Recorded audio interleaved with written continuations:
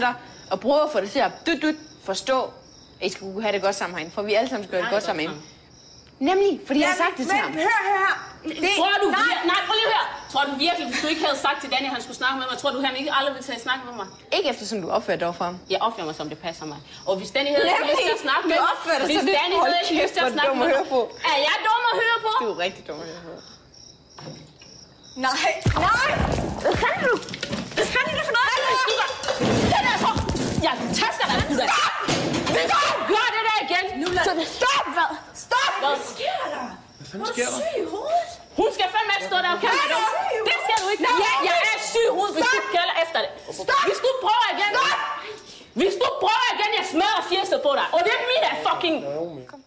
Kom. Hey. Det er for mig. Hvad gjorde hun med dig? Klam! Varner, kig på mig. Hvad gjorde hun med dig? Spil hun en drink til hovedet af dig? Hvad? Kaste hun en drink til hovedet af dig? De begynder at slås. Nej, Mette! Lad det være. Kaste hun en drink til hovedet af dig? Jeg gider ikke det, men jeg kan også... Hallo! Nej! Lis, fortæl det til mig. Kæft, hvor jeg hedder hende. Lis, Kæft, hvor jeg hedder hende. Lis, fortæl det til mig.